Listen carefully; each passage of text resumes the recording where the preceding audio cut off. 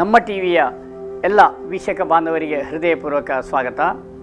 ಕೇಶವ ಸ್ಮೃತಿ ಸಂವರ್ಧನಾ ಸಮಿತಿ ಸಂಘನಿಕೇತನ ಮಂಗಳೂರು ಹಾಗೂ ನಮ್ಮ ಟಿವಿಯ ಪ್ರಾಯೋಜಕತ್ವದಲ್ಲಿ ಪ್ರಸ್ತುತಪಡಿಸುವಂತಹ ಆರೋಗ್ಯಕ್ಕಾಗಿ ಯೋಗ ಈ ಒಂದು ಸಂಚಿಕೆಯ ಮಾಲಿಕೆಯಲ್ಲಿ ಕುಳಿತುಕೊಂಡು ಕೆಲವು ಮಾಡುವ ಆಸನಗಳನ್ನು ಗಮನಿಸೋಣ ಬಂಧುಗಳೇ. ಇಲ್ಲಿ ಯೋಗ ನಮ್ಮ ದೇಹದ ಶಕ್ತಿ ಕೇಂದ್ರಗಳನ್ನು ಜಾಗೃತಗೊಳಿಸ್ತದೆ.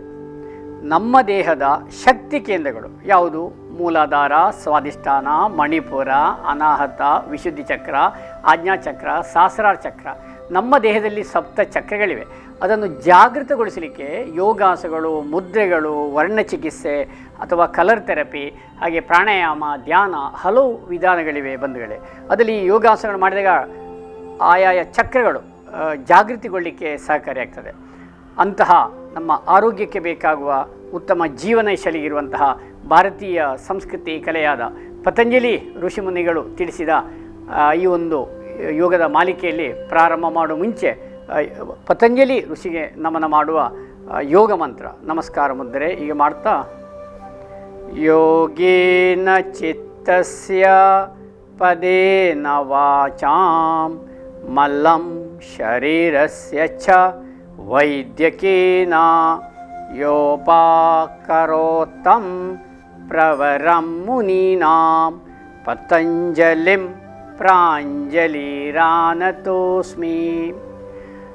ಆತ್ಮೀಯ ಎಲ್ಲ ವೀಕ್ಷಕ ಬಾಂಧವರೇ, ಎಂದಿನಂತೆ ಯೋಗ ಪ್ರಾರಂಭ ಮಾಡುವ ಮುಂಚೆ ಚಿನ್ಮುದ್ರೆಯಲ್ಲಿ ಧ್ಯಾನ, ತೋರು ಬೆರಳು ಹೆಬ್ಬೆರಳಿನ ತುದಿ ಚಿನ್ಮುದ್ರ, ಬೆನ್ನು ಕುತ್ತಿಗೆ ನೇರ, ಕಣ್ಣುಗಳನ್ನು ಮೃದುವಾಗಿ ಮುಚ್ಚಿ ಆಂತರಿಕ ವಿಷಯಗಳಾದ ಶ್ವಾಸೋಚ್ಛ್ವಾಸವನ್ನೇ ಗಮನಿಸೋಣ. ಸ್ವಲ್ಪ ಹೊತ್ತು ಮನಸ್ಸನ್ನು ಒಂದೆಡೆ ಕೇಂದ್ರೀಕೃತಗೊಳಿಸೋಣ ಹಾಗೂ ಶಾಂತವಾದ ವಾತಾವರಣ ನಿರ್ಮಾಣ ಮಾಡೋಣ. ಸ್ವಲ್ಪ ಹೊತ್ತು ಏಕಾಗ್ರತೆಗಾಗಿ ಸರಳ ಧ್ಯಾನ.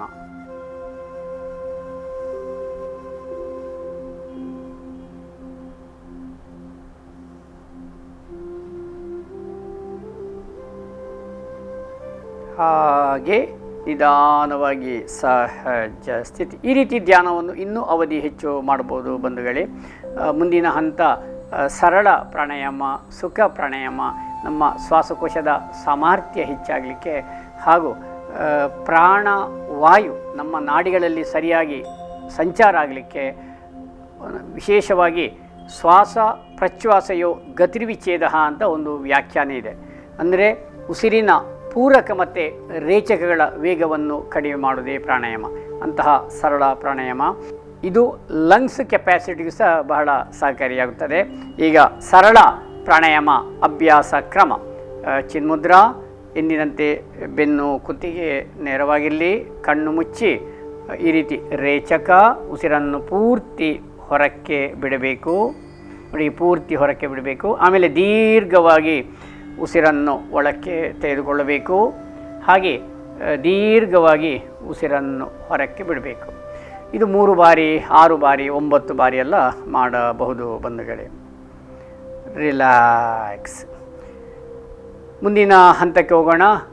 ಕ್ರಿಯೆಗಳು. ದೇಹದ ಶುದ್ಧೀಕರಣಕ್ಕೆ ಇರುವಂತಹ 6 ಕ್ರಿಯೆಗಳಲ್ಲಿ ಕಪಾಲಭಾತಿ, ಇದು ಶ್ವಾಸಕೋಶದ ಸಾಮರ್ಥ್ಯ ಹೆಚ್ಚಾಗಲಿಕ್ಕೆ, ಅಸ್ತಮಾ, ಅಲರ್ಜಿ, ನಮ್ಮ ಲಂಗ್ಸ್ ಕೆಪಾಸಿಟಿ ಇಂಪ್ರೂವ್ಸ್ ಆಗಲಿಕ್ಕೆ, ಆಮೇಲೆ ರಕ್ತದಲ್ಲಿನ ಕಾರ್ಬನ್ ಡೈಆಕ್ಸೈಡ್ ಹೊರಗೆ ಹೋಗ್ಲಿಕ್ಕೆ ಒಳ್ಳೆಯದು, ಮಿದುಳಿನ ಜೀವಕೋಶಗಳ ಪುನಶ್ಚೇತನಕ್ಕೂ ಸಹ ಸಹಕಾರಿ.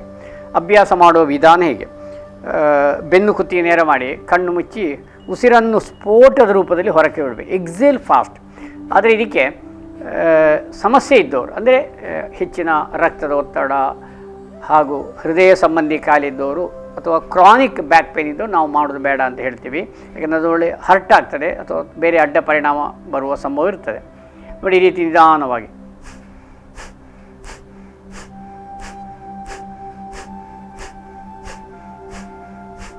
ಈ ರೀತಿ ಆರಂಭದಲ್ಲಿ ಒಂದು 20 ಸ್ಟ್ರೋಕು, 40 ಸ್ಟ್ರೋಕು, ಹಾಗೆ 60, 120 ಎಲ್ಲ ಮಾಡೋದು. ಇದರ ಬಗ್ಗೆ ಎಲ್ಲ ಮಾಹಿತಿಯನ್ನು ಹಿಂದಿನ ಸಂಚಿಕೆಯಲ್ಲಿ ಪಡೆದಿದ್ದೇವೆ ಬಂಧುಗಳೇ. ಈಗ ಸಂಕ್ಷಿಪ್ತ ಮಾಹಿತಿಯನ್ನು ಪಡೆಯೋಣ. ರಿಲ್ಯಾಕ್ಸ್. ಕಪಾಲಭಾತಿ ಇದೊಂದು ಉತ್ತಮವಾದಂಥ ನಾವು ಒಳಗಿನ ಅಂಗ ಶುಚಿ ಮಾಡುವ ಕ್ರಿಯೆ. ಇದು ಯೋಗಿಗಳ ತಂತ್ರಗಳಾಗಿವೆ. ಈಗ ಮುಂದಿನ ಹಂತಕ್ಕೆ ಹೋಗೋಣ. ಭುಜಗಳ ವ್ಯಾಯಾಮ, ಶೋಲ್ಡರ್ ರೊಟೇಷನ್. ಈ ಯೋಗ ಮಾಡೋ ಮುಂಚೆ ಕೆಲವು ಸೂಕ್ಷ್ಮ ವ್ಯಾಯಾಮಗಳನ್ನು ಮಾಡಬೇಕು. ಕುತ್ತಿಗೆಯ ವ್ಯಾಯಾಮಗಳು, ಭುಜಗಳ ವ್ಯಾಯಾಮ, ತೋಳುಗಳ ವ್ಯಾಯಾಮ, ಕೈಗಳ ವ್ಯಾಯಾಮ, ಬೆನ್ನು, ಸೊಂಟದಕ್ಕೆ ಸಂಬಂಧಪಟ್ಟ ವ್ಯಾಯಾಮ ಎಲ್ಲ ಮಾಡಬೇಕು. ಅದೆಲ್ಲ ಕೆಲವೆಲ್ಲ ಹಿಂದಿನ ಸಂಚಿಕೆಯಲ್ಲಿ ಗಮನಿಸಿದ್ದೇವೆ. ಇದು ನಾವು ಭುಜಗಳಿಗೆ ಸಂಬಂಧಪಟ್ಟ ವ್ಯಾಯಾಮ. ಸಮಾನ ಮುದ್ರೆ ಮಾಡಿ ಕೈಯೊಂದಿಗೆ ನೇರ ಚಾಚಿ ಭುಜಕ್ಕೆ ಒತ್ತಿಟ್ಟು ಮೊಣಕೈ ಜೋಡಣೆ ಮಾಡಿ ಈ ರೀತಿ ಇದೀಗ ಸ್ಕಂದ ಇವರಿದನ್ನು ಪ್ರಸ್ತುತಪಡಿಸ್ತಾ ಇದ್ದಾರೆ. ಭುಜಗಳ ವ್ಯಾಯಾಮ. ಪ್ರಸಕ್ತ ಪರಿಸ್ಥಿತಿಯಲ್ಲಿ ನಾವು ತುಂಬ ಹೊತ್ತು ಕಂಪ್ಯೂಟರ್ನಲ್ಲಿ ಕೆಲಸ ಮಾಡಬೇಕಾಗ್ತದೆ, ಆನ್ಲೈನ್ ಕೆಲಸ. ಆವಾಗ ಈ ಭುಜಗಳಿಗೆ ಉಂಟಾಗುವ ಸ್ಟ್ರೆಸ್, ಬಿಗಿತಗಳು, ನೋವುಗಳ ನಿಯಂತ್ರಣಕ್ಕೆ ಈ ವ್ಯಾಯಾಮ ಸಹಕಾರಿಯಾಗುತ್ತದೆ. ರಿಲ್ಯಾಕ್ಸ್. ಹಾಗೆ ಬಾಯಿಯ ಮುಷ್ಟಿ ಮುದ್ರೆ, ಬ್ರೈನಿಗೆ ವ್ಯಾಯಾಮ. ನೋಡಿ, ಹಸ್ತ ಹೀಗಿರಬೇಕು. Exhale, inhale, exhale, inhale. ರೇಚಕ, ಪೂರಕ, ರೇಚಕ, ಪೂರಕ, ರೇಚಕ, ಪೂರಕ. ಈ ರೀತಿ ಅಭ್ಯಾಸ ಮಾಡ್ತಾ ಇದ್ದಾಗ ಬ್ರೈನಿಗೆ ವ್ಯಾಯಾಮ, ನಮ್ಮ ಮಿದುಳಿಗೆ ವ್ಯಾಯಾಮ ಒದಗಿ ಬರ್ತದೆ. ಯಾಕೆ ನಮ್ಮ ಬೆರಳುಗಳಲ್ಲಿ ಈಗಾಗಲೇ ಹಿಂದಿನ ಸಂಚಿಕೆಯಲ್ಲಿ ತಿಳಿಸಿದಂತೆ ಕೈ ಬೆರಳುಗಳಲ್ಲಿ ಪಂಚತತ್ವಗಳಿವೆ, ನವಗ್ರಹಗಳಿವೆ, ಹಾಗೆ 12 ರಾಶಿಗಳಿವೆ, 27 ನಕ್ಷತ್ರಗಳಿವೆ ಅಂತ ನಾವು ಹೇಳಿದ್ದೇವೆ. ಅದರ ಎನರ್ಜಿಯೆಲ್ಲ ನಮಗೆ ಪುನಃ ಬ್ರೈನಿಗೆ ಬರಲಿಕ್ಕೆ ಬಹಳ ಸಹಕಾರಿ. ರಿಲ್ಯಾಕ್ಸ್. ವಿಶ್ರಾಂತಿ. ಆತ್ಮೀಯ ಎಲ್ಲ ವೀಕ್ಷಕ ಬಾಂಧವರೇ, ಇನ್ನೀಗ ಕುಳಿತುಕೊಂಡು ಮಾಡುವ ಕೆಲವು ಆಯ್ದ ಯೋಗಾಸನಗಳಲ್ಲಿ ಅದರಲ್ಲಿ ವಿಶೇಷವಾಗಿ ಪದ್ಮಾಸನ, ಆಮೇಲೆ ಉತ್ತಿತ ಪದ್ಮಾಸನ, ಬದ್ಧ ಪದ್ಮಾಸನ, ಯೋಗ ಮುದ್ರಾಸನ, ಇದರ ಬಗ್ಗೆಯ ಮಾಹಿತಿಯನ್ನು ಪಡೆಯೋಣ. ಸಾಧ್ಯವಾದರೆ ಗರ್ಭಪಿಂಡಾಸನ ಸಹ ನೋಡೋಣ. ಇದೆಲ್ಲ ನಮ್ಮ ಶ್ವಾಸಕೋಶಕ್ಕೆ. ಪದ್ಮಾಸನಲ್ಲಿ ಹಲವು ಪ್ರಕಾರಗಳಿವೆ. ಆ ಪದ್ಮಾಸನ ವೈವಿಧ್ಯಮಯ ಭಂಗಿಗಳನ್ನು ನಾವು ಮಾಡಿದಾಗ ನಮ್ಮ ಆರೋಗ್ಯದ ಪುನಶ್ಚೇತನಕ್ಕೆ ಬಹಳ ಸಹಕಾರಿ ಬಂಧುಗಳೇ. ಇದೀಗ ಪದ್ಮಾಸನದ ಬಗ್ಗೆಯ ಕೆಲವು ಮಾಹಿತಿ ಮತ್ತು ಅದರ ಕೆಲವು ಪ್ರಕಾರಗಳ ಬಗ್ಗೆಯ ಆಸನಗಳನ್ನು ಸಹ ನೋಡೋಣ. ಆರಂಭದಲ್ಲಿ ಪದ್ಮಾಸನ. ಪದ್ಮ ಎಂದರೆ ಕಮಲದ ಹೂಯ ತಾವರೆ ಹೂ ಎಂದರ್ಥ. ಆದ ಕಾರಣ ಪದ್ಮಾಸನ ಕಾಲಿನ ನರ, ಹೊಟ್ಟೆ, ಸೊಂಟ, ಬೆನ್ನು, ಮಂಡಿ ಇತ್ಯಾದಿ ಅಂಗಗಳಿಗೆ ಹೊಸ ಹುರುಪನ್ನು ಪಡೆದು ಚುರುಕಾಗಿಸ್ತದೆ. ಅಭ್ಯಾಸ ಕ್ರಮ ನೋಡೋಣ. ಪ್ರಥಮವಾಗಿ ಈ ರೀತಿ ಸ್ಥಿತಿ, ಹಸ್ತವನ್ನು ಮಂಡಿ ಮೇಲೆ ಇಟ್ಟು ಎರಡೂ ಕೈಗಳ ಸಹಾಯದಿಂದ ಬಲಕಾಲನ್ನು ಎತ್ತಿಕೊಂಡು ಮೆಲ್ಲಗೆ ಹಣೆಗೆ ಸ್ಪರ್ಶಿಸಬೇಕು. ಈ ರೀತಿ ಸ್ಟ್ರೆಚ್ ಮಾಡಿ ಒಳ್ಳೆಯದು, ಯಾಕಂದರೆ ಇನ್ನೂ ಕಾಲಿನ ಸೆಳೆತೆಲ್ಲ ಕಮ್ಮಿ ಆಗಲಿಕ್ಕೆ. ಆಮೇಲೆ ಅರ್ಧ ಪದ್ಮಾಸನ ಮಾಡಬೇಕು. ನಾವು ತೀರಾ ಕಷ್ಟ ಆಗೋರಿಗೆ ಅರ್ಧ ಪದ್ಮಾಸನ ಮಾಡಿ ಅಂತ ಹೇಳ್ತೀವಿ. ನೋಡಿ, ಈಗ ಚಿನ್ ಮುದ್ದೆ ಮಾಡಿ ಅರ್ಧ ಪದ್ಮಾಸನ. ಈ ಕೆಲವರಿಗೆ ಆಗ್ತಾ ಇಲ್ಲ, ಮಂಡಿ ನೋವು, ಇದರಲ್ಲಿ ಸಮಸ್ಯೆ ಇದ್ದವರು ಮಾಡಬಾರ್ದು.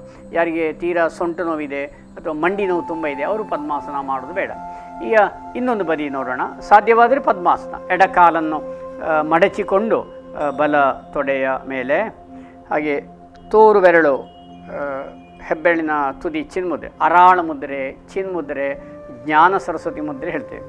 ಇದು ಬುದ್ಧದೇವನಿಗೆ ಜ್ಞಾನೋದಯವಾದ ಭಂಗಿ ಅಂತೇಳಿ ಉಲ್ಲೇಖ ಇದೆ ಬಂಧುಗಳೇ. ಈ ಆಸನ ಮಾಡೋದರಿಂದ ನಮ್ಮ ಮೂಲಾಧಾರ ಚಕ್ರ ಆ್ಯಕ್ಟಿವೇಟ್ ಆಗಲಿ, ನಮ್ಮ ಚೈತನ್ಯ ಶಕ್ತಿ ನಮ್ಮ ಸಹಸ್ರಾರ ಚಕ್ರಕ್ಕೆ ಬರಲಿಕ್ಕೆ ಸಹ ಸಹಕಾರಿ. ಆಮೇಲೆ ಧ್ಯಾನ ಮತ್ತು ಪ್ರಾಣಾಯಾಮಕ್ಕೆ ಹೇಳಿ ಮಾಡಿಸಿದ ಭಂಗಿ ಪದ್ಮಾಸನ. ಒಮ್ಮೆ ನಮಗೆ ಪದ್ಮಾಸನ ಅಭ್ಯಾಸ ಆದರೆ ನೆಲದಲ್ಲಿ ಎಷ್ಟು ಹೊತ್ತು ಕೂತ್ಕೊಳ್ಳು, ಯಾವುದೇ ರೀತಿಯ ಕಾಲು ಸೆಳೆತ, ಮಂಡಿ ನೋವೆಲ್ಲ ಆದಷ್ಟು ಹತ್ತಿರ ಬರಲ್ಲ. ಏಕೆ, ಎಳೆಯ ಪ್ರಾಯದಲ್ಲೇ ಈ ರೀತಿ ಕಲಿತಾಗ ಮತ್ತು ಎಷ್ಟು ವಯಸ್ಸಾಗ್ತಾ ಇದ್ದಾಗ 60 ಆಗಲಿ 70 ಆಗಲಿ ಅವರಿಗೆ ಪದ್ಮಾಸನ ಸರಾಗವಾಗಿ ಸುಲಲಿತವಾಗಿ ಮಾಡಲಿಕ್ಕೆ ಆಗ್ತದೆ. ಆದರೆ ಒಮ್ಮೆ ನಮಗೆ ಮಂಡಿ ನೋವು ಅಥವಾ ಸೊಂಟ ನೋವು ಇದ್ದರೆ ಪದ್ಮಾಸನ ಆಗುವುದಿಲ್ಲ, ಮತ್ತು ಬಿಗಿತ ಇದ್ದರೂ ಆಗುವುದಿಲ್ಲ. ಆದರೆ ಪದ್ಮಾಸನ ತರಬೇತಿಯ ಬಗ್ಗೆ ಸಹ ನಾವು ಹಿಂದಿನ ಸಂಚಿಕೆಯಲ್ಲೆಲ್ಲ ತಿಳಿಸಿದ್ದೇವೆ ಬಂಧುಗಳೇ. ಯಾಕೆ ಲೆಗ್ ಫೋಲ್ಡಿಂಗ್ ಮಾಡಬೇಕು, ಬದ್ಧ ಕೋಣಾಸನ ಮಾಡಬೇಕು, ಬೇರೆ ಬೇರೆ ಪ್ರಕಾರಗಳಿವೆ. ಅದರಲ್ಲಿ ಮಾಡಿ ಸ್ವಲ್ಪ ಪ್ರಯತ್ನ ಪಡಬಹುದು. ಇದೀಗ ನಾವು ಉತ್ತಿತ ಪದ್ಮಾಸನ ನೋಡೋಣ. ಈ ಪದ್ಮಾಸನಲ್ಲಿ ಸ್ವಲ್ಪ ಹೊತ್ತು ಏಕಾಗ್ರತೆಯನ್ನು ಸಾಧಿಸಿಕೊಂಡು ಆಮೇಲೆ ಉತ್ತಿತ ಪದ್ಮಾಸನ. ತೋಳುಗಳಿಗೆ ಹೆಚ್ಚು ಶಕ್ತಿ ಒದಗಿ ಬರ್ತದೆ, ಕಿಬ್ಬೊಟ್ಟೆಯ ಮಾಂಸಖಂಡಗಳು ಪಳಗುತ್ತದೆ. ಆಮೇಲೆ ನಮ್ಮ ಸ್ಥೈರ್ಯಕ್ಕೆ, ಅಂದರೆ ಏನು ಒಂದು ವಿಲ್ ಪವರ್ ಹೇಳ್ತೇವಲ್ಲ, ಅದೆಲ್ಲ ಹೆಚ್ಚಾಗಲಿಕ್ಕೆ ಈ ಪದ್ಮಾಸನ ಬಹಳ ಸಹಕಾರಿ ಬಂಧುಗಳೇ. ಈಗ ಉತ್ತಿತ ಪದ್ಮಾಸನ ಅಭ್ಯಾಸ ಮಾಡುವ ಕ್ರಮ ಇದೆ. ಎರಡು ಹಸ್ತವನ್ನು ಪಕ್ಕದಲ್ಲಿ ನೆಲಕ್ಕೆ ಒತ್ತಿಡಬೇಕು. ಇಲ್ಲಿ ಸ್ವಲ್ಪ ಹೊತ್ತಿದ್ದುಕೊಂಡು ಒಮ್ಮೆ ಉಸಿರನ್ನು ತೆಗೆದುಕೊಂಡು ಉಸಿರನ್ನು ಬಿಡುತ್ತಾ ನಿಧಾನವಾಗಿ ತೋಳುಗಳ ಆಧಾರದಿಂದ ಈ ರೀತಿ ದೇಹವನ್ನು ಮೇಲಕ್ಕೆತ್ತಬೇಕು. ಎಲ್ಲ ಹಾಯಾಗಿರಬೇಕು. ಸ್ಥಿರಂ ಸುಖಂ ಆಸನಂ. ಸಹಜ ಉಸಿರಾಟ ಅಭ್ಯಾಸದಲ್ಲಿ ತೋಲಾಡಿಸ್ಬೋದು. ನೋಡಿ, ಅವರು ಮೂವ್ಮೆಂಟ್ ಮಾಡ್ತಾ ಇರ್ತಾರೆ ನೋಡಿ, ಹಾಗೆ ಮೂವ್ ಮಾಡ್ಬೋದು. Relax, exhale. ತೋಲಾಸನ ತಕ್ಕಡಿ ಆಕಾರ, ತಕ್ಕಡಿ ತೋಲಾಡ್ತದೆ ಆ ರೀತಿ. ಈ ಆಸನ ಅಭ್ಯಾಸ ಮಾಡೋದರಿಂದ ಕಿಬ್ಬೊಟ್ಟೆಯ ಮಾಂಸ ಕಂಡವರು. ಈ ಕೆಲವರು ಏನಾಗ್ತದೆ ಅಂದರೆ ಆಹಾರ ತೆಗೆದುಕೊಂಡವುಗಳು ಊಟ ಮಾಡಿದ ತಕ್ಷಣ ಶೌಚಾಲಯಕ್ಕೆ ಹೋಗೋಣ ಅಂತ, ಅಂದರೆ ನಮ್ಮ ಕರಳುಗಳು ವೀಕ್ ಆಗಿದ್ದಾಗ ಆ ಕರಳುಗಳು ಬಲಿಷ್ಠಗೊಳ್ಳಲಿಕ್ಕೆ, ದೊಡ್ಡ ಕರಳುಗಳು ಅದೆಲ್ಲ ಬಲಿಷ್ಠ ಆಗಲಿಕ್ಕೆ ಈ ಉತ್ಥಿತ ಪದ್ಮಾಸನ ಸಹಕಾರಿ. ಮತ್ತು ಮಣಿಕಟ್ಟುಗಳು, ಹಾಗೆ ಬೆಳೆಯುವ ಮಕ್ಕಳು ಇದನ್ನು ಮಾಡಿದರೆ ಅವರ ಆರ್ಮ್ಸ್, ತೋಳುಗಳು, ಭುಜಗಳು ಬಲಯುತವಾಗ್ತದೆ ಬಂಧುಗಳೇ. ಉತ್ಥಿತ ಪದ್ಮಾಸನ ಅಥವಾ ಇದಕ್ಕೆ ತೋಲಾಸನ ಅಂತ ಎಂಬ ಹೆಸರಿದೆ. ಈಗ ರಿಲ್ಯಾಕ್ಸ್ ನೋಡಿ, ಕಾಲನ್ನು ಬಿಡಿಸಿಕೊಳ್ಳಬೇಕು. ಸ್ಥಿತಿಯಲ್ಲಿ ಸ್ವಲ್ಪ ಹೊತ್ತು ಸಾಕು, ಅಭ್ಯಾಸ ಆದ ಮೇಲೆ ಸ್ವಲ್ಪ ಜಾಸ್ತಿ ಹೊತ್ತಿರ್ಬೋದು. ಹಾಗೆ ಅದರಲ್ಲಿಗೆ ಬದ್ಧ ಪದ್ಮಾಸನ ಅದನ್ನು ಸಹ ನೋಡೋಣ. ಎಡಕಾಲನ್ನು ಮಡಿಸಿಕೊಂಡು ಬಲ ತೊಡೆಯ ಮೇಲೆ, ಆಮೇಲೆ ಬಲಕಾಲನ್ನು ಮಡಚಿಕೊಂಡು ಎಡ ತೊಡೆಯ ಮೇಲೆ. ಈ ಬದ್ಧ ಹೆಚ್ಚಿನ ಮುದ್ರೆ ಒಮ್ಮೆ ಪದ್ಮಾಸನ ನೋಡೋಣ, ಅದರ ಬಗ್ಗೆ ಮಾಹಿತಿ ಪಡೆಯೋಣ. ಈ ಬದ್ಧ ಪದ್ಮಾಸನದ ಪ್ರಯೋಜನಗಳು: ಗೂನುಬೆನ್ನು ಪರಿಹಾರಕ್ಕೆ, ಅಸ್ತಮಾ ನಿಯಂತ್ರಣ, ಇಲ್ಲಿ ಬಿಗಿತ, ಎದೆಯ ಭಾಗದ ಬಿಗಿತ ಹೋಗಲಿಕ್ಕೆ, ಆಮೇಲೆ ಶ್ವಾಸಕೋಶದ ಸಾಮರ್ಥ್ಯ ಹೆಚ್ಚಾಗಲಿಕ್ಕೆ, ಆಕ್ಸಿಜನ್ ಸರಾಗವಾಗಿ ಒಳಗೆ ಹೋಗಲಿಕ್ಕೂ ಸಹಕಾರಿ. ಸ್ವಲ್ಪ ಕಷ್ಟ, ಆದರೆ ಎಳೆಯ ಪ್ರಾಯದಲ್ಲಿ ಅಭ್ಯಾಸ ಮಾಡಿದರೆ ಬಹಳ ಸುಲಭ ಬಂಧುಗಳೇ. ತೋಳುಗಳಿಗೆ, ನಮ್ಮ ಭುಜಗಳ ಭಾಗಕ್ಕೆಲ್ಲ ವ್ಯಾಯಾಮ ಒದಗಿ ಬರುತ್ತದೆ. ಗಮನಿಸೋಣ. ಈಗ ಬಲ ಕೈಯಿಂದ ನಿಧಾನವಾಗಿ ಸೊಂಟಕ್ಕೆ ಸುತ್ತಿ ಬಳಸಿ ನೋಡಿ, ಬಲ ಕಾಲನ್ನು ಹಿಡಿದುಕೊಳ್ಬೇಕು, ಅಂದರೆ ಬೆರಳು ಭಾಗ. ಎಡ ಕೈಯಿಂದ ಪುನಃ ರೊಟೇಟ್ ಮಾಡಿ ಈ ರೀತಿ ಎಡ ಕಾಲನ್ನು, ಪಾದವನ್ನು ಆ ರೀತಿ ಹಿಡ್ಕೊಳ್ಬೇಕು. ಇದು ಬದ್ಧ ಪದ್ಮಾಸನ. ಇಲ್ಲಿ ಇನ್ನೊಂದು ಗಮನಿಸಬೇಕಾದೇನೆಂದರೆ, ಈ ಆಸನ ಮಾಡುವಾಗ ನಮ್ಮ ಬೆನ್ನು ಸಹಜವಾಗಿ ನೇರವಾಗ್ತದೆ. ಸಾಮಾನ್ಯವಾಗಿ ನಾವು ಹೀಗೆ ಬಾಗ್ತೀವಿ. ಇಂತಹ ಸಮಸ್ಯೆ ಹೋಗಲಾಡಲಿಕ್ಕೆ ಈ ಬದ್ಧ ಪದ್ಮಾಸನ ಮತ್ತು ನಾವು ಮೊನ್ನೆ ತೋರಿಸಿದ ಉತ್ಥಾನ ಮಂಡೂಕಾಸನ ಒಳ್ಳೆಯದು. ಆಗ ಬೆನ್ನು ಹೆಚ್ಚು ನೇರವಾಗಲಿಕ್ಕೆ ಈ ಆಸನ ಸಹಕಾರಿ. ನೋಡಿ, ಇಲ್ಲಿ ಸ್ಟ್ರೆಚ್ ಆಗ್ತದೆ, ಶ್ವಾಸಕೋಶಕ್ಕೂ ಸಹ ವ್ಯಾಯಾಮ, ಮೃದುವಾದ ವ್ಯಾಯಾಮ. ಹೃದಯಕ್ಕೆ ಮಸಾಜ್ ಆಗ್ತದೆ, ಹೃದಯ ಸಂಬಂಧಿ ಕಾಯಿಲೆಯವರಿಗೆ ಒಳ್ಳೆಯದು. ಎಲ್ಲ ಕಷ್ಟ ಕಲೀಲಿಕ್ಕೆ, ಯಾಕಂದರೆ ಒಬೆಸಿಟಿ ಇದ್ದವರಿಗೆ ಮಾಡಲಿಕ್ಕಾಗಲ್ಲ, ಸೊಂಟ ಎಲ್ಲ ದಪ್ಪ ಇದ್ದರೆ ಕಷ್ಟ. ಅದೇ ಮಕ್ಕಳ ಪ್ರಾಯದಲ್ಲೇ ಕಲಿತಾಗ ಸುಲಭ ಸರಳವಾಗುತ್ತದೆ. ಈ ಸ್ಥಿತಿಯಲ್ಲಿ ಸಹಜ ಉಸಿರಾಟ ನೋಡಿ, ಈ ರೀತಿ ಅವರು ಸ್ಥಿರಂ ಸುಖಂ ಆಸನ ಭಾಳ ಕಂಫರ್ಟೇಬಲ್ ಆಗಿ. ಈ ಪತಂಜಲಿ ಋಷಿಮುನಿಗಳು ಹೇಳೋದಿಷ್ಟೇ, ಯಾವುದೇ ಒಂದು ಆಸನ ಕುಳಿತಾಗ ಸ್ಥಿರಂ ಸುಖಂ ಆಸನಂ, ನೀವು ಅದನ್ನು ನೆನೆಸಿಕೊಳ್ಳಿ. ಯಾಕೆ ನಾನೀಗ ಸುಖಕರವಾಗಿ ದೀರ್ಘಕಾಲ ನಾನು ಇದರಲ್ಲಿ ಕೂತ್ಕೊಳ್ತಾ ಇದ್ದೆ, ನನಗೆ ಯಾವುದೇ ರೀತಿಯ ತೊಂದರೆ ಆಗೋದಿಲ್ಲ ಅಥವಾ ಕಷ್ಟ ಆಗೋದಿಲ್ಲ. ಈಗ ಇದನ್ನು ಹೇಗೆ ವಿರಮಿಸಬಹುದು ನೋಡೋಣ. ನಿಧಾನವಾಗಿ ಒಂದೊಂದು ಕೈಯನ್ನು ಬಿಡಿಸಿಕೊಂಡು ಉಸಿರನ್ನು ಬಿಡುತ್ತಾ ವಿಶ್ರಾಂತಿ ಮಾಡಿ ಚಿನ್ಮುದ್ರೆ. ಇದೀಗ ನಾವು ಉತ್ಥಿತ ಪದ್ಮಾಸನ ಬಗ್ಗೆ ಹಾಗೂ ಬದ್ಧ ಪದ್ಮಾಸನ ಬಗ್ಗೆಯ ಸಂಕ್ಷಿಪ್ತ ಮಾಹಿತಿ ಪಡೆದುಕೊಂಡಿದ್ದೇವೆ. ಇನ್ನೀಗ ಯೋಗ ಮುದ್ರಾಸನ ಬಗ್ಗೆಯ ಮಾಹಿತಿ ಪಡೆಯೋಣ. ಆತ್ಮೀಯ ವೀಕ್ಷಕ ಬಾಂಧವರೇ, ಉತ್ಥಿತ ಪದ್ಮಾಸನ ಹಾಗೂ ಬದ್ಧ ಪದ್ಮಾಸನ ಬಗ್ಗೆ ಮಾಹಿತಿಗೆ ನಾವು ಪಡೆದುಕೊಂಡಿದ್ದೇವೆ. ಇದೀಗ ಯೋಗ ಮುದ್ರಾಸನ ನೋಡೋಣ. ಇದು ಹೊಟ್ಟೆಯ ಸೊಂಟದ ಕೊಬ್ಬು ಕರಗಲಿಕ್ಕೆ ಸಹಕಾರಿ ಹಾಗೂ ದೇಹಕ್ಕೆ ಸಾಕಷ್ಟು ರಕ್ತ ಸಂಚಲನೆ ಒದಗಿ ಬರ್ತದೆ ಮತ್ತು ಏಕಾಗ್ರತೆಗೂ ಸಹ ಇದು ಸಹಕಾರಿ. ಮುಂದೆ ಬಗ್ಗುವಾಗ ಶಿರಸ್ಸಿಗೆ ರಕ್ತ ಸಂಚಲನೆ ಬರ್ತದೆ. ಪದ್ಮಾಸ ಮಾಡಿಕೊಂಡು ಯೋಗ ಮುದ್ರಾಸ ಮಾಡಿ ಮುಂದೆ ಬಾಗುವ ಭಂಗಿ ನೋಡೋಣ. ಆದರೆ ಇದು ತೀರಾ ಮಂಡಿ ನೋವು, ಸೊಂಟ ನೋವು ಅಥವಾ ಕಷ್ಟ ಆಗೋದನ್ನು ಮಾಡೋದೇ ಬೇಡ. ಎಳೆ ಪ್ರಾಯದ ಮಕ್ಕಳಿಗೆ ಇದು ಬಹಳ ಸುಲಭ. ಆ ವಯಸ್ಸಲ್ಲಿ ಕಲಿತರೆ ಮತ್ತು ನಮಗೆ ಎಷ್ಟು ಸಮಯ ಆದರೂ ಸಹ ಮಾಡ್ಬೋದು. ಯಾವುದೇ ರೀತಿಯ 40 60 ವರ್ಷ ಆದವರು ಸಹ ಮಾಡ್ಬೋದು, ಯಾಕಂದರೆ ಅಲ್ಲಿ ನಾವು ಫಿಟ್ ಆಗಿರ್ತೇವಲ್ಲ. ಆದ ಕಾರಣ ಈ ಯೋಗ ಮುದ್ರಾಸನ ಅಭ್ಯಾಸ ಕ್ರಮ, ಪ್ರಥಮವಾಗಿ ಈ ರೀತಿ ಪದ್ಮಾಸನದಲ್ಲಿ ಚಿನ್ಮುದ್ರೆ, ಆಮೇಲೆ ಈಗ ಬದ್ಧ ಪದ್ಮಾಸನ ಆಗಿನಾಗೆ ಅವರು ತೋರಿಸ್ತಾ ಇದ್ದಾರೆ. ಬದ್ಧ ಪದ್ಮಾಸನ, ಬಲ ಕೈಯಿಂದ ಬಲಕಾಲು, ಎಡ ಕೈಯಿಂದ ಎಡಕಾಲು. ಈಗ ಉಸಿರನ್ನು ಒಮ್ಮೆ ತೆಗೆದುಕೊಂಡು ಒಮ್ಮೆ ಹಿಂದೆ ಬಾಗಬೇಕು ಸ್ವಲ್ಪ, ಆಮೇಲೆ ಉಸಿರನ್ನು ಬಿಡುತ್ತಾ ನೋಡಿ, ಇಲ್ಲಿ ಬಾಗುವ ವಿಧಾನ ಸ್ಲೋಲಿ, ನಿಧಾನ, ಸೊಂಟದಿಂದ ಬಾಗಬೇಕು. ಬಾಗುತ್ತಾ ಹಾಯಾಗಿ ಸುರಿಗೆ ಹಣೆ ನೆಲಕ್ಕೆ ಸ್ಪರ್ಶಿಸಬೇಕು. ಇಲ್ಲಿ ಆದಷ್ಟು ಫ್ಲ್ಯಾಟ್ ಆಗಲಿಕ್ಕೆ ಮುಂದೆ ಬರಬೇಕು ದೇಹ. ನೋಡಿ, ಇಲ್ಲಿ ಕಣ್ಣು ಮುಚ್ಚಬೇಕು. ನೋಡಿ, ಇಲ್ಲಿ ಗಮನಿಸಿ ಬಂಧುಗಳು, ಅಲ್ಲಿ ಸಾಕಷ್ಟು ಸ್ಟ್ರೆಚ್ ಆಗ್ತದೆ. ನೋಡಿ, ಇಲ್ಲಿ ಹೊಟ್ಟೆಯ ಭಾಗ, ಕಿಬ್ಬೊಟ್ಟೆಯ ಭಾಗ, ಇವೊಂದು ಮಹಿಳೆಯರ ಗರ್ಭಾಶಯಕ್ಕೆ ಸಹ ಬಹಳ ಒಳ್ಳೆಯದು. ಮತ್ತು ಈ ಭಾಗದಲ್ಲಿ ಚೆನ್ನಾಗಿ ರಕ್ತ ಸಂಚಲನ ಆಗ್ತದೆ, ಯಾಕಂದರೆ ಆ ರೀತಿಯ ಒಂದು ಅದರಲ್ಲಿ ಸಿದ್ಧತೆ ಎಲ್ಲ ಆಗಲಿಕ್ಕೆ ಬಹಳ ಸಹಕಾರಿ. ಆಮೇಲೆ ತೋಳುಗಳು ನೋಡಿ, ಇಲ್ಲಿ ಕ್ರಾಸ್ ಆಗ್ತದೆ. ಆ ಮಣಿಕಟ್ಟುಗಳು, ಎಲ್ಬೋ ಎಲ್ಲ ಒಂಥರ ಹೆಚ್ಚು ಬಲಿಷ್ಠಗೊಳ್ಳುತ್ತದೆ ಮತ್ತು ಯಾವುದೇ ರೀತಿಯ ನೋವೆಲ್ಲ ಅಷ್ಟು ಕಾಡೋದಿಲ್ಲ. ಸ್ಥಿತಿಯಲ್ಲಿ ಸಹಜ ಉಸಿರಾಟ, ಉಸಿರನ್ನು ತೆಗೆದುಕೊಳ್ಳುತ್ತಾ ನಿಧಾನವಾಗಿ ಮೇಲೆ ಬರಬೇಕು. ಇದೀಗ ಯೋಗ ಮುದ್ರಾಸನ ಏಕಾಗ್ರತೆಗೆ, ಕಾನ್ಸಂಟ್ರೇಷನ್ಗೆ ಸಹಕಾರಿ. ರಿಲ್ಯಾಕ್ಸ್. ಹಾಗೆ ಈಗ ನಾವು ಗರ್ಭಪಿಂಡಾಸನ ಬಗ್ಗೆ ಮಾಹಿತಿ ನೋಡೋಣ. ಈಗ ಒಮ್ಮೆ ಪದ್ಮಾಸನ ಪೂರ್ತಿ ರಿಲ್ಯಾಕ್ಸ್ ಮಾಡಲಿಕ್ಕಿದೆ. ಒಮ್ಮೆ ಕೈಯನ್ನು ಹಿಂದೆ ಇಟ್ಟು ರಿಲ್ಯಾಕ್ಸ್ ಮಾಡಬೇಕು. ನೋಡಿ, ಇದರಲ್ಲೊಂದು ರಿಲ್ಯಾಕ್ಸ್ ವಿಶ್ರಾಂತಿಯ ವಿಧಾನ. ಬೆನ್ನು ಕುತ್ತಿಗೆ ಎಲ್ಲ ಹಾಯಾಗಿ ಹೊರಗಿಸಿ ಹಿಂದೆ ದೇಹದ ಎಲ್ಲ ಭಾರವು ಎರಡೂ ಕೈಗಳೇ ಒಂಥರ ನಿಟ್ಟುಸಿರು ಬಿಡೋದು. ಬಹುಶಃ ಹಳ್ಳಿಯಲ್ಲಿ, ಗ್ರಾಮೀಣ ಪ್ರದೇಶದಲ್ಲಿ ಇದೆಲ್ಲ ನಾನು ಮಾಡೋದು ತುಂಬ ಗಮನಿಸಿದ್ದೇನೆ. ಯಾಕೆಂದರೆ ಇದೊಂದು ವಿಶ್ರಾಂತಿಯ ವಿಧಾನ. ಹಿಂದೆಲ್ಲ ಸೋಫಾ ಚೇರೆಲ್ಲ ಹಳ್ಳಿಯಲ್ಲಿ ಅಷ್ಟೇ ಇರಲಿಲ್ಲ. ಅವಾಗ ಹೀಗೆ ಬಂದು ಕೂತ್ಕೊಂಡು ರಿಲ್ಯಾಕ್ಸ್ ಮಾಡು. ಇದನ್ನು ನಾವು ಮಾಡಬೇಕು. ಯಾಕೆ ನಮಗೆ ತುಂಬ ರಿಲ್ಯಾಕ್ಸ್ ಆಗಲಿಕ್ಕೆ ಇದು ಒಳ್ಳೆಯ ಸಹಕಾರಿಯಾದಂಥ ಒಂದು ವ್ಯಾಯಾಮ. ಆಮೇಲೆ ಈಗ ಗರ್ಭಪಿಂಡಾಸನ, ಪ್ರಥಮವಾಗಿ ಪದ್ಮಾಸನ. ಗರ್ಭಪಿಂಡಾಸನದ ಪ್ರಯೋಜನಗಳು ಅಂದರೆ ಗರ್ಭದಲ್ಲಿ, ಅಂದರೆ ಹೊಟ್ಟೆಯಲ್ಲಿ ಮಗು ಹೇಗೆ ಅಲ್ಲಿ ಚಲನೆ ಆಗ್ತದೆ, ಹಾಗೆ ಆ ಗರ್ಭಪಿಂಡಾಸನ ನಮ್ಮ ಕಿಬ್ಬೊಟ್ಟೆಯ ಭಾಗಕ್ಕೆ, ಹೊಟ್ಟೆಯ ವ್ಯಾಧಿ, ಆಮೇಲೆ ಸೊಂಟ ನೋವು, ಬೆನ್ನು ಇತ್ಯಾದಿ ಎಲ್ಲ ನಿಯಂತ್ರಣಕ್ಕೆ. ಆದರೆ ಇದೆಲ್ಲ ಸಮಸ್ಯೆ ಇದ್ದವರು ಮಾಡಲಿಕ್ಕೆ ಸಾಧ್ಯ ಇಲ್ಲ. ಸಾಧ್ಯವಾಗೋರು ಪ್ರಯತ್ನ ಮಾಡ್ಬೋದು. ಇದೆಲ್ಲ ಸಾಕಷ್ಟು ಸ್ಟ್ರೆಚ್ ಆಗ್ತದೆ. ಸ್ವಲ್ಪ ಕಠಿಣ ಆಸನ. ಅದು ಕಲಿಬೇಕು. ಯಾಕಂದರೆ ಇಲ್ಲಿ ಶ್ವಾಸಕೋಶಕ್ಕೂ ಒಳ್ಳೆಯ ಸರಿಯಾದ ಆಕ್ಸಿಜನ್ ಸಪ್ಲೈ ಆಗಲಿಕ್ಕೂ ಹೆಲ್ಪ್ ಆಗ್ತದೆ. ನೋಡೋಣ, ಗರ್ಭಪಿಂಡಾಸನದ ಬಗ್ಗೆ ಮಾಹಿತಿ ಪಡೆಯೋಣ. ಆರಂಭದಲ್ಲಿ ಈ ರೀತಿ ಪದ್ಮಾಸನ. ಇದೆಲ್ಲ ಸ್ವಲ್ಪ ಕಠಿಣ, ಆದರೂ ನಮ್ಮ ದೇಹದ ಆರೋಗ್ಯಕ್ಕೆ, ಎದೆ, ಹೃದಯ, ಶ್ವಾಸಕೋಶಕ್ಕೆ ಒಳ್ಳೆಯದು. ಮತ್ತು ಕಿಬ್ಬೊಟ್ಟೆಗೆ, ಈ ಗರ್ಭದಲ್ಲಿ ಮಗು ಹೇಗೆ ಅಲ್ಲಿ ಚಲನೆ ಆಗ್ತದೆ, ಆ ಒಂದು ಮಗು ಯಾವ ರೀತಿ ಹೊಟ್ಟೆಯಲ್ಲಿ ಇರ್ತದೆ, ಆ ಭಂಗಿಯನ್ನು ಇದಕ್ಕೆ ಹೋಲ್ತದೆ ಬಂಧುಗಳೇ. ಈಗ ಗರ್ಭಪಿಂಡಾಸನ ಅಭ್ಯಾಸ ಕ್ರಮ ಪದ್ಮಾಸನ ಆಗಿದೆ. ಮತ್ತು ಒಂದೊಂದು ಕೈಯಿಂದ ಪದ್ಮಾಸನ ಮಧ್ಯೆ ಕೈಯನ್ನು ತೂರಿಸಿಕೊಂಡು ಕಾಲಿನ ಮಧ್ಯಕ್ಕೆ ನೋಡಿ ಅಲ್ಲಿ ಪದ್ಮಾಸನಕ್ಕೆ ಯಾವ ರೀತಿ ನಾವು ಅಭ್ಯಾಸ ಮಾಡಿದ್ದಾರೆ ಅದೇ ರೀತಿ ನೋಡಿ. ಅಲ್ಲಿ ಬಲ ಕೈಯಿಂದ ಬಲ ಬದಿಯಲ್ಲಿ ಪದ್ಮಾಸನ ಮಧ್ಯೆ ಕಾಲನ್ನು ಒಳಗೆ ತೆಕ್ಕೊಂಡು ಹೋಗಿ ಕಾಲಿನ ಮಧ್ಯದಲ್ಲಿ ಕೈಯನ್ನು ಒಳಗೆ ತೂರಿಸಿಕೊಂಡು, ಆಮೇಲೆ ಎರಡೂ ಕೈಗಳಿಂದ ಕಿವಿಗೆ ಸ್ಪರ್ಶಿಸಬೇಕು. ನೋಡಿ, ಇಲ್ಲಿ ಕಿಬ್ಬೊಟ್ಟೆಗೆ, ಸೊಂಟಕ್ಕೆ, ಹೊಟ್ಟೆಯ ಭಾಗಕ್ಕೆಲ್ಲ ಸಾಕಷ್ಟು ವ್ಯಾಯಾಮ. ಮತ್ತು ಇದರಲ್ಲಿ ಈ ಭಾಗದಲ್ಲಿ ಸಾಕಷ್ಟು ರಕ್ತ ಸಂಚಲನೆ ಸುಗಮವಾಗಿ ಜರುಗುತ್ತದೆ. ಗರ್ಭಪಿಂಡಾಸನ ಗರ್ಭದಲ್ಲಿ ಮಗು ಈ ರೀತಿಯ ಒಂದು ಭಂಗಿಗೆ ಹೋಲ್ತದೆ ಅಂತೇಳಿ ನಮ್ಮ ಋಷಿಮುನಿಗಳು ತಿಳಿಸಿದ್ದಾರೆ. ಆ ರೀತಿಯ ಚಲನೆ ಇರ್ತದೆ ಮಗುವಿನದ್ದು. ಉತ್ತಮವಾದಂಥ ಒಂದು ಭಂಗಿ ಬಂಧುಗಳೇ. ಸ್ಥಿರಂ ಸುಖಂ ಆಸನಂ. ಹಾಗೆ ಸಹಜ ಉಸಿರಾಟ, ಸ್ವಲ್ಪ ಹೊತ್ತು ಉಸಿರನ್ನು ಬಿಡುತ್ತಾ ನಿಧಾನವಾಗಿ ಒಂದೊಂದೇ ಕೈಗಳನ್ನು ಕೆಳಕ್ಕಿಟ್ಟು ಆಮೇಲೆ ಪೂರ್ತಿ ವಿಶ್ರಮಿಸಬೇಕು. ಗರ್ಭಪಿಂಡಾಸನ ಮಗು ಯಾವ ರೀತಿ ಗರ್ಭದಲ್ಲಿ ಹೇಗೆ ಇದೆ ಅಂತ ಹೇಳಲಿಕ್ಕೆ ಒಂದು ಮಾಹಿತಿಗಳು. ಅಂದರೆ ಈ ಗರ್ಭಪಿಂಡಾಸಲ್ಲಿ ಮಗುವಿನ ಚಲನೆ ಯಾವ ರೀತಿ ಇರ್ತದೆ ಹೊಟ್ಟೆಯಲ್ಲಿ, ಅದೇ ರೀತಿ ಈ ಮೂಮೆಂಟ್ಸ್ ಇರ್ತದೆ. ಅದರಲ್ಲಿ ಸಾಕಷ್ಟು ರಕ್ತ ಸಂಚಾರ, ನರಮಂಡಲ ಸಚೇತನಗಳು ಮತ್ತು ಹೊಟ್ಟೆ ಸೊಂಟಕ್ಕೆಲ್ಲ ವ್ಯಾಯಾಮ ಈ ಆಸನ ಮಾಡೋದರಿಂದ ನಮಗೆ ಒದಗಿ ಬರುತ್ತದೆ ಬಂಧುಗಳೇ. ಇದಿಷ್ಟು ಸಂಕ್ಷಿಪ್ತ ಮಾಹಿತಿಗಳು ಗರ್ಭಪಿಂಡಾಸನ.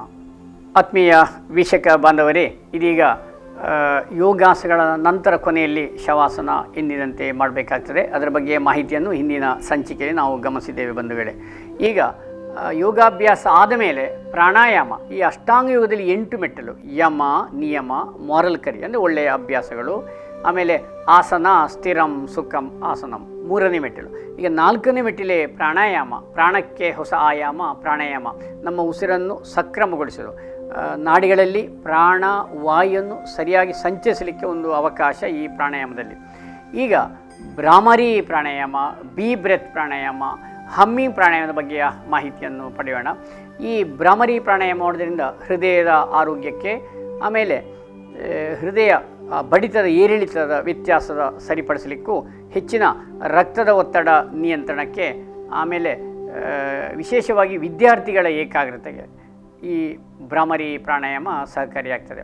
ಇಲ್ಲಿ ದುಂಬಿ ಒಂದು ಶಬ್ದ ಬರ್ತಾ ಇದೆ. ಯಾಕೆಂದರೆ ಈ ಭ್ರಮರಿ ಪ್ರಾಣಾಯಾಮ ಮಾಡುವಾಗ ಹಮ್ಮಿಂಗ್ ಸೌಂಡ್ ಬರುವಾಗ ಅವಾಗೇನಾಗ್ತದೆ ಅಂದರೆ ನಮ್ಮ ಬ್ರೈನಲ್ಲಿ ಆ ಕಂಪನಗಳು ಉಂಟಾಗಿ ನ್ಯೂರಾನ್ ಜೀವಕೋಶಗಳ ಪುನಶ್ಚೇತನಕ್ಕೆ ಇದು ಸಹಕಾರಿ ಬಂಧುಗಳೇ. ಅದು ಸಾಮಾನ್ಯ ಎಲ್ಲರೂ ಮಾಡ್ಬೋದು, ಹಾಗೇನಿಲ್ಲ. ಆದರೂ ಬೆಳಿಗ್ಗೆ ಮತ್ತು ರಾತ್ರಿ ಸ್ವಲ್ಪ ಪ್ರಶಾಂತವಾದ ವಾತಾವರಣದಲ್ಲಿ ಮಾಡಿ ಅಂತೇಳಿ ನಮ್ಮ ಋಷಿಮುನಿಗಳು, ಸಾಧಕರೆಲ್ಲ ಹೇಳ್ತಾರೆ. ಈಗ ಬಿ ಬ್ರೆತ್ ಪ್ರಾಣಾಯಾಮ. ಮತ್ತು ಇದರಲ್ಲಿ ಈಗ ಈ ಪ್ರಸಕ್ತ ಪರಿಸ್ಥಿತಿಯಲ್ಲಿ ಕಾಡುವಂತಹ ಕೋವಿಡಿಗೆ ಸಹ ಇದು ಒಳ್ಳೆಯದು. ಯಾಕಂದರೆ ನೈಟ್ರಿಕ್ ಆಕ್ಸೈಡ್ ನಮ್ಮ ಈ ಮೂಗಿನ ಹೊಳ್ಳೆಗಳಲ್ಲಿ ಏನು ಸರ್ವಿಸ್ ಅದಕ್ಕೆಲ್ಲ ಬಹಳ ಒಳ್ಳೆಯದು ಅಂತೇಳಿ ಉಲ್ಲೇಖ ಇದೆ. ಈಗ ಭ್ರಮರಿ ಇದರಲ್ಲಿ ಮುಖ್ಯವಾಗಿ ನಮ್ಮ ಏಕಾಗ್ರತೆಗೆ, ನಿದ್ರಾಹೀನತೆಗೆ, ಹೃದಯದ ಆರೋಗ್ಯಕ್ಕೆ ಅದು ತುಂಬ ಸಹಕಾರಿ. ಅಭ್ಯಾಸ ಮಾಡುವ ಕ್ರಮ ಹೀಗೆ ಬೇರೆ ಬೇರೆ ಪ್ರಕಾರಗಳಿದೆ. ಈಗ ನಾನು ಷಣ್ಮುಖಿ ಮುದ್ರೆಯಲ್ಲಿ ಆರಂಭದಲ್ಲಿ ತೋರಿಸ್ತೇನೆ. ಈ ಷಣ್ಮುಖಿ ಮುದ್ರೆ ಮಾಡುವಾಗ ನಮ್ಮ ಎಲ್ಲ ಬೆರಳುಗಳ ಎನರ್ಜಿ ಎಲ್ಲ ಇಲ್ಲಿ ಪಾಸ್ ಆಗ್ತಾ ಇರ್ತದೆ. ಅದಕ್ಕೋಸ್ಕರ ಕಿರು ಬೆರಳು ನನ್ನ ತುಟಿಯ ತುಟಿಯ ಕೆಳಗಡೆ, ಆಮೇಲೆ ಉಂಗುರ ಬೆರಳು ಅಂದರೆ ಸೂರ್ಯಗ್ರಹ ಮೂಗಿನ ಕೆಳಗಡೆ, ಮಧ್ಯದ್ದು ಶನಿಗ್ರಹ ಮಧ್ಯದ ಬೆರಳು ಇದು ಮೂಗಿನ ಮೇಲೆ, ತೋರು ಬೆರಳು ವಾಯುತತ್ವ, ಗಾಳಿ ತತ್ವ, ಗುರುಗ್ರಹ, ಹೆಬ್ಬೆರಳು ಶುಕ್ರಗ್ರಹ, ಮೇಷರಾಶಿ ಶುಕ್ರಗ್ರಹ ಅಂತ ಹೇಳ್ತೀವಿ, ಅಗ್ನಿತತ್ವ. ಇದನ್ನು ಕಿವಿಯ ಪೂರ್ತಿ ಕೊಂಡೋಗಿ ಮುಚ್ಚಬೇಕು, ಎಲ್ಲ ಫ್ರೀ ಆಗಿರಬೇಕು. ಸ್ಥಿರಂ ಸುಖಂ ಆಸಂ, ಬೆನ್ನೆಲ್ಲ ನೇರವಾಗಿರಲಿ.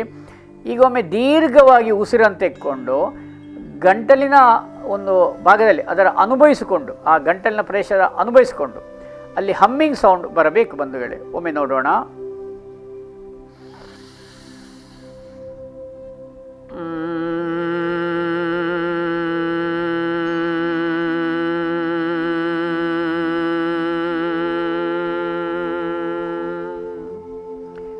ಇನ್ನೊಮ್ಮೆ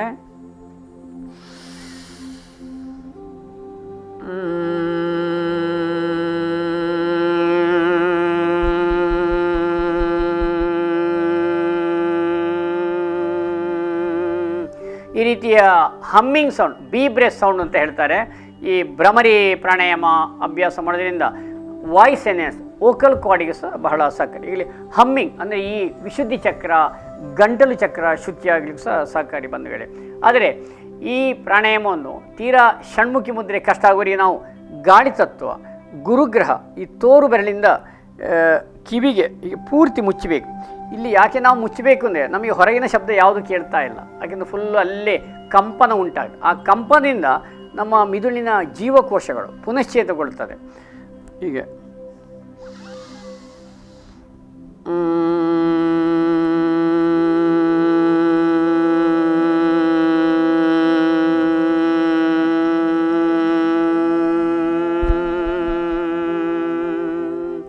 ದೀರ್ಘವಾಗಿ ಹೋದಷ್ಟು ಒಳ್ಳೆಯದು. ಈಗ ನಾವು ಸಂಕ್ಷಿಪ್ತ ಮಾಹಿತಿ ನೀಡಿದ್ದೇವೆ ಬಂಧುಗಳೇ.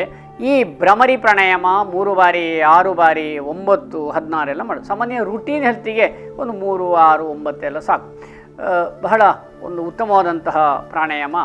ಈ ಪ್ರಸಕ್ತ ಪರಿಸ್ಥಿತಿ ಬಹಳ ಸಹಕಾರಿ, ಯಾಕಂದರೆ ನಮಗೆ ಹೆಚ್ಚಿನ ಆಮ್ಲಜನಕ ಹೋಗ್ತದೆ, ಅಷ್ಟೇ ಮಲಿನ ಗಾಳಿ, ಕಾರ್ಬನ್ ಡೈಆಕ್ಸೈಡ್ ಹೊರಗಡೆ ಬರ್ತದೆ ಬಂಧುಗಳೇ. ಇದೀಗ ಒಂದು ಪ್ರಾಣಾಯಾಮದ ಬಗ್ಗೆ ಮಾಹಿತಿ ಪಡೆದುಕೊಂಡಿದ್ದೇವೆ. ಮುದ್ರಾ ಯೋಗ. ಕೆಲವೊಮ್ಮೆ ಯೋಗ ಮಾಡಲಿಕ್ಕೆ ಆಗ್ತಾ ಇಲ್ಲ ಅಥವಾ ಎಕ್ಸಸೈಸ್ ಎಲ್ಲ ಮಾಡಲಿಕ್ಕೆ ಆಗಿದ್ರೆ ಮುದ್ರೆಯನ್ನು ಯಾವ ಹೊತ್ತಿಯೂ ಮಾಡೋದು, ಯಾಕೆಂದರೆ ಎಲ್ಲ ಬೆರಳುಗಳು ಚೇತನದಾಯಕ.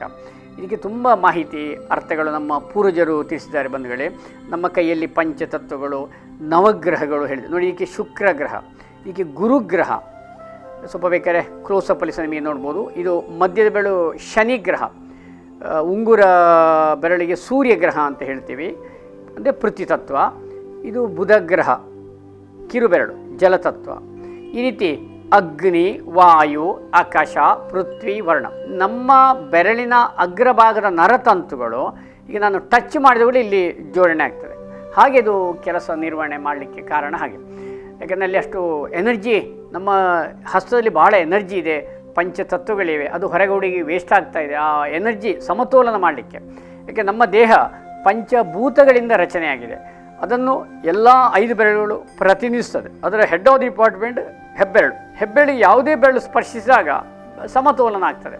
ಹಾಗೆ ಈ ಸಂಚಿಕೆಯಲ್ಲಿ ನಾವೀಗ ಸೌಂದರ್ಯವರ್ಧನೆಗೆ, ಬ್ಯೂಟಿಗೆ ಅಥವಾ ಪಿಂಪಲ್ಸ್ ಎಲ್ಲ ಕಡಿಮೆ ಮಾಡಲಿಕ್ಕೆ ಯಾವ ಮುದ್ರೆ ಮಾಡಬಹುದು ಎಂಬುದಾಗಿ ನೋಡೋಣ. ಎಂದಿನಂತೆ ಪ್ರಥಮವಾಗಿ ಕಿರುಬೆರಳು, ಉಂಗುರ ಬೆರಳು ಮತ್ತು ಹೆಬ್ಬೆರಳು, ಫೆದರ್ ಟಚ್ ಮೃದುವಾಗಿ ಸ್ಪರ್ಶಿಸಿ ಮಂಡಿ ಮೇಲಿಟ್ಟು ಓಂ ಹಿರಣ್ಯಗರ್ಭಾಯ ನಮಃ, ಓಂ ಹಿರಣ್ಯಗರ್ಭಾಯ ನಮಃ, ಓಂ ಹಿರಣ್ಯಗರ್ಭಾಯ ನಮಃ ಅಂತೇಳಿ 6, 9, 16, 108 ಎಲ್ಲ ಅಭ್ಯಾಸ ಮಾಡಬಹುದು. ಅದಾದ ಮೇಲೆ ಸ್ಟ್ರೆಸ್ ಆಗ್ತದೆ ಅಲ್ವ, ನಾವು ಏನು ಸ್ಟ್ರೆಸ್ ಹೋಗಲಿಕ್ಕೆ ಜ್ಞಾನ ಸರಸ್ವತಿ ಮುದ್ರೆ. ಐಂ ಹ್ರೀಂ ಓಂ ಸರಸ್ವತೈ ನಮಃ, ಐಂ ಹ್ರೀಂ ಓಂ ಸರಸ್ವತೈ ನಮಃ ಅಂತೇಳಿ ಅದು ಸಹ ಒಂದು 10 ನಿಮಿಷ ನಾವು ಮಾಡಬೇಕು. ಅಂದರೆ ಮಂತ್ರ 16, 32, 64 ಅಥವಾ 108 ಬಾರಿ. 108 ಹೇಳಿದ ವಿಶೇಷ. ಮಂತ್ರ ಬೇಡ, ಹಾಗೆ ಮುದ್ರೆ ಸಹ ಮಾಡಬಹುದು ಅಥವಾ ಅವರವರ ಇಷ್ಟ ದೇವರನ್ನು ಸಹ ನೆನೆಸಬಹುದು. ಇನ್ನು ಸೌಂದರ್ಯವರ್ಧನೆಗೆ ಇರುವ ಮುದ್ರೆ ವರುಣ ಮುದ್ರೆ. ಕಿರುಬೆರಳು, ಹೆಬ್ಬೆರಳು ಮತ್ತು ಕಿರುಬೆರಳು, ಅಗ್ನಿತತ್ವ, ಜಲತತ್ವ, ಶುಕ್ರಗ್ರಹ, ಬುಧಗ್ರಹ, ಈ ಎರಡು ಬೆರಳು ಸ್ಪರ್ಶಿಸಿದಾಗ ಅಲ್ಲಿ ಚರ್ಮದ ಕಾಂತಿ ಹೊಳಪಿಗೆ, ಯಾಕಂದರೆ ಇದು ಜಲತತ್ವ, ಇದು ಅಗ್ನಿ, ಅದು ಸಮತೋಲನ ಆಗ್ತದೆ ಮತ್ತು ಪಿಂಪಲ್ಸ್ ಕಮ್ಮಿ ಆಗಲಿಕ್ಕೆ, ಮಹಿಳೆಯರ ಕ್ರ್ಯಾಂಪ್ಸ್, ಸ್ತ್ರೀಯರಿಗೆ ಮುಟ್ಟು ದೋಷದಲ್ಲಿ ಉಂಟಾಗುವ ಹೊಟ್ಟೆ ನೋವೆಲ್ಲ ಕಮ್ಮಿ ಆಗಲಿಕ್ಕೆ. ಇದನ್ನು ಸಾಮಾನ್ಯ ಒಂದು 10 ನಿಮಿಷ ಅಂದರೆ 20 ನಿಮಿಷ, ತುಂಬ ಶೀತ ಆಗೋರು 10 ನಿಮಿಷ ನಾವು ಮಾಡಿ ಹೇಳ್ತೇವೆ, ಇಲ್ಲದಿರೋ ಒಂದು 20 ನಿಮಿಷ ಎಲ್ಲ ಮಾಡ್ಬೋದು. ಮಂತ್ರ ಓಂ ವರುಣದೇವಾಯ ನಮಃ, ಓಂ ವರುಣದೇವಾಯ ನಮಃ, ಓಂ ವರುಣದೇವಾಯ ನಮಃ ಅಂತೇಳಿ ನಾವು ಈ ಮಂತ್ರ ಪಠಿಸಬೇಕು ಬಂಧುಗಳೇ. ಇದು ಸೌಂದರ್ಯವರ್ಧನೆ ಹಾಗೆ ಬ್ಯೂಟಿ ಮೇಂಟೈನ್ ಮಾಡಲಿಕ್ಕೆ ಬಹಳ ಸಹಕಾರಿಯಾಗ್ತದೆ ಬಂಧುಗಳೇ. ಅದರೊಟ್ಟಿಗೆ ಪೃಥ್ವಿ ಮುದ್ರೆ ಒಂದು 5-10 ನಿಮಿಷ, ಇಸ ಚರ್ಮದ ಕಾಂತಿ ಹೊಳಪಿಗೆ. ಅಂದರೆ ಹೆಬ್ಬೆರಳು ಮತ್ತು ಉಂಗುರ ಬೆರಳು, ಸೂರ್ಯಗ್ರಹ, ಈ ಅಗ್ರಭಾಗ ಸ್ಪರ್ಶ, ಈ ಬೆರಳು ಮೂಳೆಗಳು, ಮಾಂಸಖಂಡಗಳು, ಮೇದೋಜೀರಕ ಮತ್ತು ಸ್ಕಿನ್ನಿಗೆಲ್ಲ ಬಹಳ ಸಹಕಾರಿ, ಉಗುರಿನ ಆರೋಗ್ಯಕ್ಕೂ ಒಳ್ಳೆಯದು. ಈ ಮುದ್ದೆ ಧಾರಣೆ ಮಾಡಿ ಓಂ ಶ್ರೀಂ ಭೂದೇವಿಯೈ ನಮಃ, ಓಂ ಶ್ರೀಂ ಭೂದೇವಿಯೈ ನಮಃ ಅಂತೇಳಿ ನಾವು ಪಠಣ ಮಾಡಬೇಕು ಆಸಕ್ತರು ಮಂತ್ರ ಬೇಕಾದರೆ, ಅಥವಾ ಹಾಗೆ ಒಂದು 10ರಿಂದ 20 ನಿಮಿಷ ಸಹ ಮಾಡ್ಬೋದು. ಆತ್ಮೀಯ ವೀಕ್ಷಕ ಬಾಂಧವರೇ, ಕೇಶವ ಸ್ಮೃತಿ ಸಂವರ್ಧನಾ ಸಮಿತಿ ಸಂಘನಿಕೇತನ ಮಂಗಳೂರು ಹಾಗೂ ನಮ್ಮ ಟಿವಿಯ ಸಹಯೋಗದೊಂದಿಗೆ ಈ ಪ್ರಸ್ತುತಪಡಿಸುವಂತಹ ಆರೋಗ್ಯಕ್ಕಾಗಿ ಯೋಗ ಈ ಒಂದು ಸಂಚಿಕೆಯ ಮಾಲಿಕೆಯನ್ನು ಸಮಾಪನಗೊಳಿಸ್ತಾ ಇದ್ದೇವೆ. ಮುಂದಿನ ಸಂಚಿಕೆಯಲ್ಲಿ ಇನ್ನಷ್ಟು ಯೋಗದ ಮಾಹಿತಿಯನ್ನು ಪಡೆಯೋಣ ಹೇಳುತ್ತಾ ಈಗ ನಾವು ಶಾಂತಿ ಮಂತ್ರದೊಂದಿಗೆ ಸಮಾಪನ ಮಾಡೋಣ. ಓಂ ಸರ್ವೇ ಭವಂತು ಸುಖಿನಃ, ಸರ್ವೇ ಸಂತು ನಿರಾಮಯ, ಸರ್ವೇ ಭದ್ರಾಣಿ ಪಶ್ಯಂತು, ಮಾ ಕಶ್ಚಿತ್ ದುಃಖಭಾಗ್ ಭವೇತ್. ಓಂ ಶಾಂತಿ ಶಾಂತಿ ಶಾಂತಿ. ವಂದನೆಗಳು, ಧನ್ಯವಾದಗಳು.